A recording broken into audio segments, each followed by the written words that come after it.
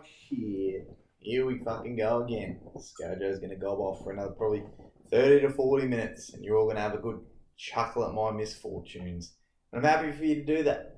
I'm getting a lot of DMs, people sending me pictures of duck calls and, all sorts of fucking shenanigans that I got up to and a couple of cheeky videos and a couple of people sending me Miley Cyrus videos from all around the world, and I'm sure Miley's producers are trying to file a lawsuit right now to stop me fucking ruining that song for all eternity, but it is what it is. It's just a part of history.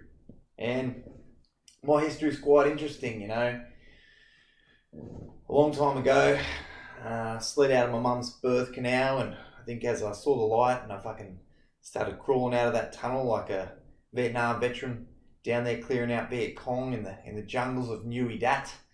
I popped out the other side and the doctor took one look at me and he tossed me a baby-sized Sherwood Green Beret and he said, "Take that, mate, you'll grow into it." So naturally, I was always going to end up in Holsworthy, at the Holsworthy Heavy Hitters Club, the Double Diamond Club, some may call it. It's not a strip club, it's actually the home of the 2nd Commando Regiment in Holsworthy. And I grew up not too far from there, a little sunny place called Campbelltown.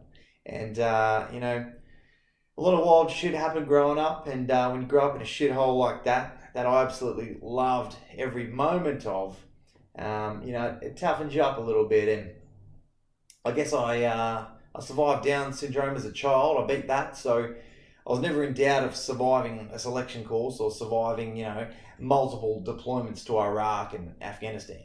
So I thought to myself, you know what, I'll join the army, because I think in our school year alone, we'd had about 2 or 3 people die. Shout out to my good friend Jamie Lafoe, Leafy, miss you, brother. And what basically happened with Leafy was, someone set his mum's car on fire. So he acquired himself a 9mm pistol, went to this bloke's house and just, when he answered the front door, he just unloaded a whole clip on him. And, he obviously hadn't done his combat shooting package, like we all have in the military, and he forgot to bring an extra mag, and his drills weren't as slick as they could have been, and I think he shot one dude in the head and shot another dude in the arse, and when he ran out of bullets, well, he tried to run away, run down the street, and the dudes inside chased him down the street and stabbed him to death. So, that was kind of normal for us. So I wasn't too concerned with the fact that I might go overseas and have to shoot a cunt in the face or, drop a AGM-114 Hellfire into a car full of people and, turn them into what can only be described as something that looks like chum dog food when you sort of get up close to it. So it was an interesting time, when I got into the military, and I've talked about my background, and a couple of people sort of brought up some stories and things that, basically when I'd finished Kapuka and I'd transferred from Singleton down to become a little SIG, I was in a little place called Watsonia down in Melbourne. And Melbourne's fucking cold and I didn't really like it. But the nightlife, living on a military establishment that was only sort of 10-15 minutes from the CBD, from St Kilda, sort of from CQ, obviously never getting let in but always in the line. Shout out to the bouncers at CQ, hating the AJs. And we lived in a little place called Building 58. And all the SIGs, will remember this building that was basically just a cesspit of fuckery. So this is when Afghans at its peak, we're just all trying to pass IETs and get ourselves off to a unit so we can get overseas and maybe see someone's, motorbike get set on fire with an IED with them still on it. Maybe, see a 500-pounder drop on a compound and drop a whole concrete compounded mud hut on someone's head. These were the dreams that we were having when we were young IETs, and a couple of little sort of things happen in that little base, and sometimes I look back and I see messages from people and it really reminds me of all the dumb shit that happened. And the Building 58 files was pretty iconic. You think all this kind of shit would happen at a combat corps base, but one time one of the lads threw a Mars bar at a bloke that was sleeping, and it was 4 to a room, and he got up and he got his Leathermans out of his issued belt rig webbing, And he stabbed the dude in the leg. So somehow he managed to talk his way out of the fact that he stabbed another trainee in the fucking leg. And everyone just sort of went about their business. And that dude had to get a couple of stitches. And he's a good lad. Shout out to Youngie. The bloke that did it sort of just, I don't know how. I remember seeing him a couple of years later. He was still in the military. So back then you could basically get away with anything. And, there was a phantom shitter every sort of Friday night. Someone would take a shit in the communal dryer and turn it on. And naturally by Monday morning, the bloody duty officer comes around and someone's trying to scrape human shit that's sort of rock solid caked on the inside of a dryer so they can dry their clothes. And obviously the duty officer not too happy. Someone's bashed a Coke machine to fucking get the money out of it, or all sorts kind of happened. There was one weekend sort of we got a call from one of the boys on our course, and we won't say his name, but let's say his name's Fry. Young Fry he was a man that preferred the company of other men, and shout out to him and his life choices. But he gave us a call one Sunday evening and said, "Hey boys, need you to cover for me tomorrow morning when we do a parade, and I'm not going to be there." And we're like, "Well, where are you going to be, Fry, mate? What's going on?" And this is a dude who, on room inspections, proudly displayed a pair of sort of boots that he would wear out on the weekends under his bed, and they had fucking handles on them. So I hadn't seen that before, and obviously so he get a good grip, and he was clearly a bottom.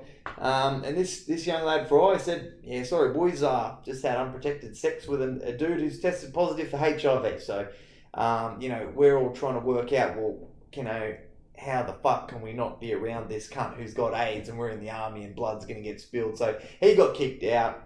People are getting stabbed. All sorts of chaos is happening. It was the first time, me being a young lad from a pretty conservative background, had met himself a whole bunch of girls that were in the military, and some that I'm still very good friends with to this day, including one lady who would basically sit down, and in the military, when you get a lesson, it's a 40-minute lesson on something. But when you're just getting, a senior dude like, let's say Ben Robert Smith would have pulled his young Rios aside that came into his team, and sort of said to him, "Hey boys, I'm just going to give you a fucking quick lesson on how to do this or how to do that, how to Spartan kick a cunt, or how to fucking bash a cunt that's been a fucking coward in the OP and not pulling the trigger." So we call them Soldiers Fives. And I feel like this podcast is just a big old Soldiers Five. So when I got to this building 58, we'd just be sort of talking shop.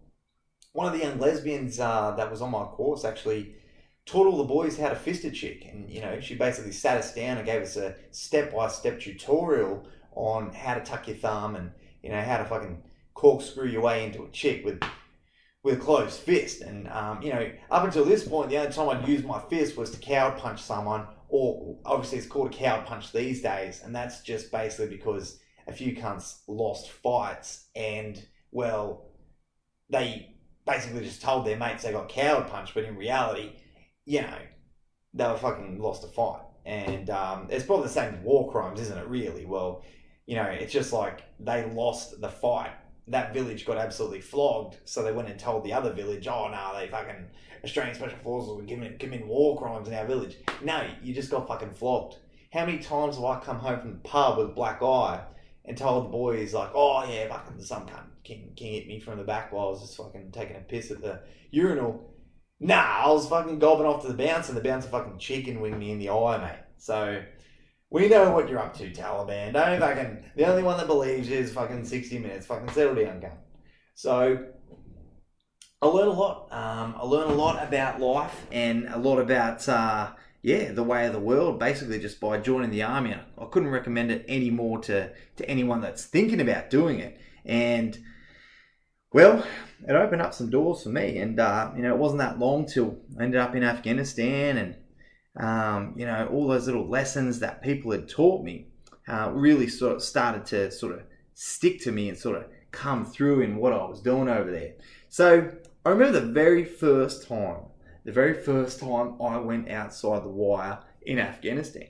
Now, we don't really sort of say that. We just say, I went on a job. But at some point, even the VC winners that you see on TV and mad dogs like Mark Donaldson and Beatty and RS, at some point, everyone went on their first job, right? And I was, we've talked about it before, I had zero fucking experience. I'm just out there. No one knew, I just fucking rolled with it. So the very first time we went out on a mission, I went out to a patrol base. So it was pretty chill. We landed inside another FOB that used to be up in Shahidi Assas. It used to be called FOB Tinsley, and it was abandoned. There was just basically stray dogs and fucking strewn MREs all over the fucking ground, and nothing really crazy going on. We just had a meeting with the locals and let them know that in a couple of days, the boys from TF66 were going to come back up and start kicking people's doors in and probably gutter stomping a few people. And obviously the problem with Afghanistan is that they don't really have many gutters. So when we were planning on gutter stomping some people, more than likely we're just going to stomp on IEDs and potentially get our legs blown off. So we decided a helo insertion was the best way. And so the very second time that I went outside the wire was an actual job where we're intending on getting a little bit of stoush, a little kind of parlaying, if you will, with the enemy. And old Scojo, he's fucking pretty hyped up. It's his first time outside the wire. And I was pretty fucking keen because, I'd just come off Rio. So I was pretty fucking amped up. And I was in the lead helicopter heading up this fucking valley. And there's obviously fucking Taliban all through that place. It's a bloody shithole. And the Taliban, well, really, they're kind of just like fucking crumbs in your bed, They're fucking annoying. You could live with them, but they're fucking annoying. And it's better at some point just to get up, turn the light on, and get rid of the cunts. So that's kind of what we did. And by getting up and turn the light on and get rid of them, we mean fly from Australia, spend a couple of days in Dubai, then launch into Afghanistan, station out at Tarin Kowt, get in a helo, put your night vision goggles on, fly into a valley in Afghanistan, and shoot a couple of cunts. So that was basically like getting rid of the crumbs in the bed. That's how I kind of looked at it. You can live with it, but you'd rather them fucking just not there. You'd have a better night's sleep if they weren't anywhere near you. And that's kind of how we dealt with them. So I'm in the lead helo, and I'm flying with the same small sniper team that I'd be with for the rest of my deployment, and that often will pop up in all my shit stories. And, well, we're flying real low. We're coming into land. So you get the 3-minute call, which is basically just holding your 3 fingers up, similar to the way the young lesbian lady in holding platoon when I was on IET sort of showed us how to start fisting a chick. You start with a couple of fingers, and obviously you work your way up. You don't just fucking go for it, boys. So hold 3 fingers up, you get the 3-minute call. So just as at that point in time, you're sort of unstrapping yourself from the strop, which is connected to the floor. In case the helo crashes, you're not going to fall out. You're just going to get kind of ragdolled inside, like Gordon Tallis ragdoll Hodjo in that Origin series where he threw the cunt over the sideline. So I've unstropped myself. I started to scooch over to the side of the helo, and I started to hear this noise, and it was a thud sound, like a thud, thud, thud, thud, thud, thud, thud, thud, thud, thud, thud, thud, thud.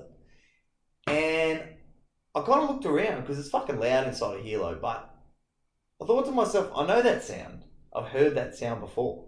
And I've only ever been, on ranges and stuff before where, cunts use machine guns. I've only ever used them in that training environment.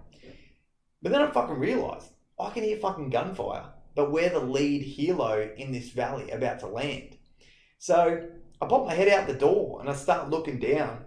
And I've literally looked in the eyes of this cunt who's literally unloading a PKM machine gun on our helo from the hip. And the only real reason, why I think seen that I saw him is because he's fucking directly below me, about 100 meters, looking at me. And I'm looking at him with my head popped out the window like a dog in the back of a ute trying to get some fresh air. And I was very confused. He was not confused. He just kept shooting. And obviously the rounds were missing because I'm still here to tell this tale. And it was very fucking confusing. And I guess I was very confused because I looked at the door gunner, and the door gunner was just looking out at the horizon, just fucking enjoying the view. And I regret it every single moment to this day in my life that I didn't just fucking get my weapon up and just start fucking dumping mags on this fuckwit. But I was more confused that the door gunner, whose pure job was just to shoot cunts, and when you look back at Vietnam footage, it seems like the best fucking job in the world, and he's got this perfect opportunity where he could have just absolutely wailed on this dude from above, plunging fire from a UH-60 Black Hawk. Where do you fucking want me? And he's missed that opportunity. So I punched him in the leg and I said, "Oi, cunt, what are you doing?"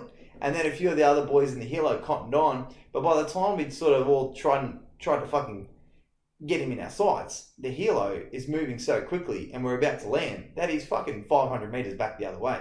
So missed that opportunity. But you know, we'll talk about something that happened later in the deployment where quite the opposite happened, and I actually got in a lot of trouble for shooting a bit too much. So the helo comes into land. We do a little cheeky pinnacle landing, and what that is basically landing on top of a cliff where just like a wheel or two touches the cliff, and we all just sort of hop out and fucking pop on down. And where we were actually landing was at a police checkpoint up on this little peak. And you'll see there's a couple of photos of me. I think the one where I talk about everyone's a hard cunt until it's time to cam up. Well, that photo on my gram is actually taken from this very location that I'm talking about. And we got there, and the police were kind of just like wearing dish dash. They're not even in real uniforms. They're just basically, imagine a bunch of kids from your local hometown who hate another group of kids on the other side of town, but instead of throwing rocks at each other and sort of beating each other up when they ride through each other's sort of town or park, they kill each other and cut each other's heads off. So that was the Taliban versus this police checkpoint, and they would constantly attack each other at night. And so we went there to sort of see what was going on, if there's anything we could provide or do. And well, when we got there, the cops were kind of just dressed in like their normal kind of man dresses, which was obviously a very airy kind of dress, but not very practical for fighting. You know, there's a couple of fucking senior officers in the Australian military right now that we're kind of pretty sure that they dress as women when they're not at work. And that's fine. It's 2021. Just sort of saying, you know, if you're a commander within the Special Operations Command and you've got a few dresses in your closet, maybe you're not the right person for the job. That's all I'm going to say on that. So we're talking to these cops, and two snipers that I'm with sort of got straight to work. They set up their guns and their optics, and they started glassing down across the valley looking for targets of opportunity, looking back towards where old mate had shot at us before. You know, I'm still thinking about how shit it was that I could have got my first kill in the first moments of the first ever job that I've ever gone on outside the wire, and I fucking blew it out my ass, and I was absolutely fucking spewing. So I'm sitting there kind of feeling sorry for myself, a bit fucking dirty, and well, we're cammed up. And then I thought to myself, well, everything I've been taught up until this moment in training and on my patrol courses and recon courses and whatever fucking course I did to become a commando, we've been told cam up and, you know, do whatever you can to blend in with the terrain. So I chucked in my backpack, I had a Viper hood. And what a Viper hood is, it's basically a tiny little ghillie suit that maybe a nun would wear, or maybe someone that really, it's fucking hot, you don't want to put a ghillie suit on, but you kind of want to look cool. It's not really practical. So we had these things called Viper hoods, and we just sort of put them over our shoulders and our head, so we were kind of semi-cammed up. But really, if you look back at it, we kind of just look like little fucking Ewoks from Star Wars. And I guess that's why all the cops were laughing at me and thinking, and I said to my interpreter, why the fuck are these idiots laughing at us? We're here to help them. And he said, oh, they're laughing at you because you're reapplying your cam cream and you're putting a Viper hood on, but you're just kneeling down at a police checkpoint. And looking back on it, it's probably fair that they thought we were fuckwits.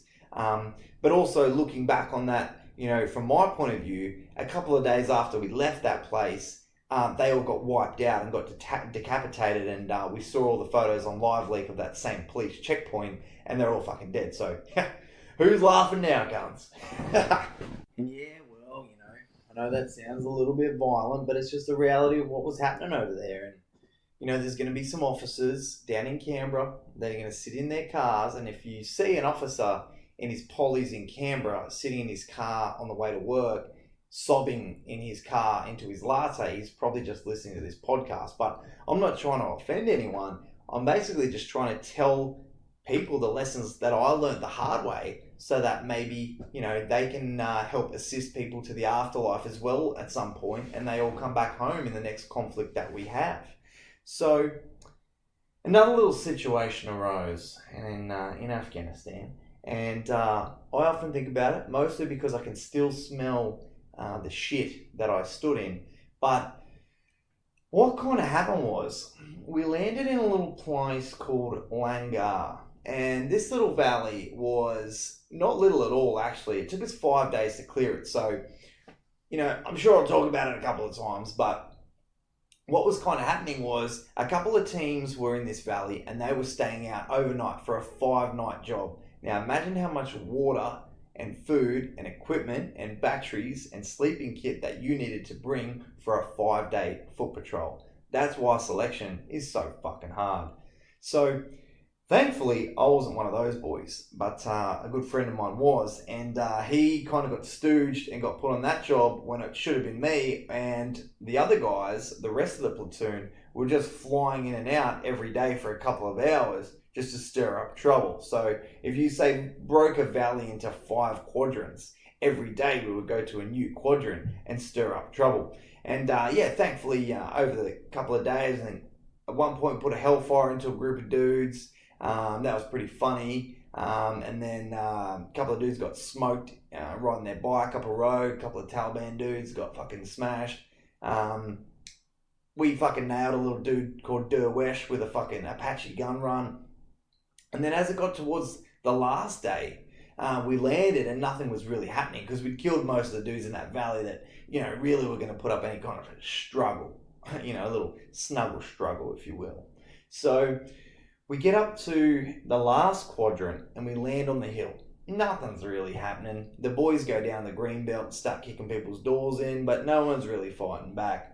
And I guess they knew we were coming because I've talked about setting patterns, and I guess we kind of set a pattern by clearly that day that we landed, we were coming to that area. It's the only area we haven't been to yet in that valley. So what happened was, we'd landed and there wasn't really any trouble. But me and a couple of boys, one of the sniper team leaders said to himself, well, fuck it, boys. We'll just go up on this high ground over here. There's a couple of compounds. We'll go check them out, and then we can at least provide fire support. So the good thing about working with SF dudes is not many people are lazy. They're always looking for work. They're not just going to sit there and go, there's fucking nothing going on here. I'll just fucking, if it was up to me, I'd just fucking sit down and have a chocky milk and, have a fucking durry and just have a good time, have a chat with the boys. But well, they're looking for work because, the good thing about them is also they kind of just want to shoot people in the face. So I was like, no dramas, I'll go up with you boys because I'm pretty employable up in the high ground, so I can fucking continue to play beats and DJ to the Taliban. And, we start walking up this big dirt trail. And looking back on it, it probably had about 20 IEDs in the cunt. And I don't know why we didn't bring an engineer with us, but we're walking up this pretty steep dirt trail, and I was kind of in the middle of a group of about 5 dudes with immaculate spacing because, that's what we've got taught on our patrol courses and urban operations and the Commander Selection and Training course, how to use good spacing. So we're walking up this hill, and then we get absolutely fucking lit up, and it's the first time that I've been shot at while I was walking around and not just flying around in a helo. So we started to get absolutely lit up from that iconic sound of a PKM machine gun just fucking blatting rounds towards us. And you could hear the little lead wasps fucking zipping through the air. And that was the first time I'd actually heard what you get taught in theory is like the bang and the crack. So the bang of the gunshot firing and then the crack. So if you're hearing the crack, it's because it's gone past you. You're not getting shot. Or if you hear the sound of bullets whizzing by, as scary as it is, that they're not hitting you and the cunt can't fucking aim. So I later found out, and one of the snipers, while we're sort of getting shot at, was kind of basically giving me a soldier's 5 on the ground and saying, well, can you hear that sound? Can you hear the bang? Can you hear the crack? Where do you think he is? And This is the first time in my military career after a few years. I remember at Kapuka, they teach you the muzzle velocity of different types of firearms. And I thought to myself, while I'm learning the Steyer's muzzle velocity, why the fuck do I need to know what the muzzle velocity of a Steyr is? I don't really give a fuck about the ballistics. I just kind of want to shoot someone and watch them fall down because I think that'd be pretty fucking sweet. No dramas. But he was asking me, well, what's the muzzle velocity for your M4? And I'm trying to guess on the spot, I don't know, 890 meters a second. I don't know, whatever the fuck it is. And then he sort of said, well, what's the muzzle velocity roughly for a machine gun? And I'm guessing, say, 900 meters a second. He's like, well, you're pretty close there, mate. So did you hear the bang and did you hear the crack? And I said, yeah, mate, I did. I heard the bang and then I heard it whiz by my fucking head. And that's probably when I started pissing my pants. And, from the time my piss left my Jap's eye and sort of ran down my leg, that was probably another couple of seconds. But from the first second when you hear the bang and then you hear the crack, well, that's how you work out where the fucking enemy is and how far away he is. So he's shooting a machine gun because you can hear the sound of a machine gun, not a rifle. And then you can hear the bang and the crack. And if it's, a certain amount of time between that bang and that crack, and a machine gun is roughly, say, 900 meters per second muzzle velocity, well, he's potentially 900 meters from where you're standing. And I thought that was fucking amazing. So I'm just there fucking, like that meme with, the dude from The Hangover and all the fucking equations was fucking appearing in front of me while I'm getting shot at, just thinking, this is fucking outstanding. These cunts are fucking weapons. And, forgot all about shooting back. So the snipers start laying down and putting rounds back towards old man, and he fucking scurries back into a cave. And the reason why he was missing was, I was later told again by another fucking senior sniper, that when you're up above someone, say you're on a cliff and you're shooting down 900 meters away from someone with a PKM, your rounds are going to go high because you're higher than them. Naturally, when you aim, he's looking over the top of his sight and he's shooting down a hill, the rounds are going to go over the top of us. So the rounds were all going over the top of our heads, and it could have ended badly, but it was kind of just like being down in the butt stops. You just have a bit of fucking giggle with the boys. And then we went inside a compound for a bit of cover. And I was just still thinking about all those fucking equations in my head and, trying to work out what the fuck did he just say? And trying to reaffirm everything that he just said. So the snipers and JTACs are basically just leveling these cunts. And there was a cave with about 4 dudes with white dresses against a brown Afghan backdrop running around in between all these rocks. And the snipers were just picking them off. And then an Apache rolled through and just fucking cleaned them up. And it was beautiful. It was absolutely outstanding. We left that compound, and what do you know, there's another dude fucking hiding in another cave, and he just starts shooting at us as well, and we all had to run and space out again. And then all of the Australians, naturally ran through the gunfire and just continued to find cover. And when that happened, old Skojo thinks he's found himself the most perfect gun position, the most perfect fighting position that he's ever seen in his life, which is a big hole that kind of looked like you could probably fit maybe 2 or 3 40-gallon drums in it. And I've just seen it and gone, oh fuck yeah. And just ran over, did a little power slide into the, because I had knee pads on naturally because I got a fucking mung knee. And I did a little power slide into this little pit. And everyone else is kind of just laying in the dirt, trying to bury their eyelids in the dirt because we're getting absolutely pizzled from another PKM position.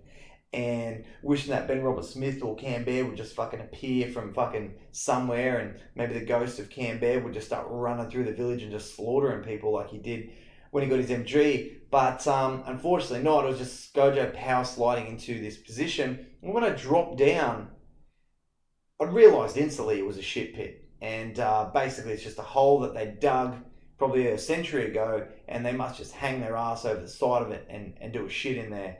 Now, naturally, there's no toilet paper because these cunts live like absolute savages, but Skojo's just gone about fucking ankle deep in human turds. And I remember very distinctly that one of the turds was kind of, those ones where it's like your dog does a shit in the backyard and it looks solid, but when you crack it open like a Cadbury cream egg, it's absolute just rank in the middle. So I'd stood on this one and I'd stood on the middle of it, and it kind of flicked up perfectly on either side of my shoe, and then both ends were kind of touching like a little love heart around my shoe, and I had shit all through my shoelaces. So, God, I got back to Tarrant Cow and I fucking ripped those cunts off. Didn't even bother washing them, and just got on Amazon and ordered another pair. And I think I put them outside, and one of the Partner Force dudes took them. And, because to them, a pair of shoes is a pair of shoes. It doesn't matter if it's got fucking about 20 human shits all over it. It's a good set of hiking shoes. And, so there I was in this gun pit, and really regretting my life choices, and really thinking like, fuck man, I wasn't really culturally aware that they just fucking dug massive holes near their house and they just shit in them. But what made it all better was one of the snipers had located the individual and put a hole through his fucking face. So that was really nice, and we walked down there and got extracted, and the whole helo ride home, people were looking around in the chopper thinking someone had farted, but it was just because I had shit all over my shoes. And these are the lessons that, I guess, your section commander or your crusty old sergeant isn't going to tell you. And maybe that's because they don't want to seem like they're a fuckwit and that they're incompetent. But also, probably the main reason that they're not going to tell you these stories that I am is because they don't have these stories. Because although many people served our country, only a very small few actually fought for it. And I'll let that fucking sink in for a minute while you're down at the RSL having a beer with some of the old Vietnam vets calling yourself a veteran. Well, I'm proud of every single one of yous, but, let's be honest. Task Force 66 and 2 Commando more specifically was kind of like the men's department of the Army. Everyone's got a mate, that was in the SAS, or a cousin that was in the Special Forces. It's funny that everyone seems to have a mate that was in the SAS. And then when you ask them, oh, your mate, oh yeah, he was in the SAS, wasn't he? And say, yeah, fucking me mate, Jono, he was my cousin, he's in the SAS. And I say, oh yeah, was he based in Perth? Oh no, he's based up in Townsville. He drives trucks, but yeah, he's fucking SAS. And I'm by this point in my career, I'm fucking over it. I just go, oh, fucking good on him, mate. Real proud of him, fucking SAS, fucking heroes. But everyone's got a mate or a cousin in the SAS, but no one's got any fucking warries because, well, naturally, not many people actually went to war. But I hope you enjoyed this episode of Bedtime Warriors. I know there's a little bit of a fucking echo in the room. That's because I'm sitting in a fucking broth, basically a brothel, which was described to me as a hotel when I booked it. But now, in hindsight, looking at the bag of condoms, lube, and whatever the fuck this cream is that they gave me in this little courtesy pack when I checked in, I dare say that this is actually a brothel. So I'm going to get out of here and have a shower and fucking skedaddle. And we'll see you guys next Friday. Enjoy. Hooroo. Ta-da. Toodles.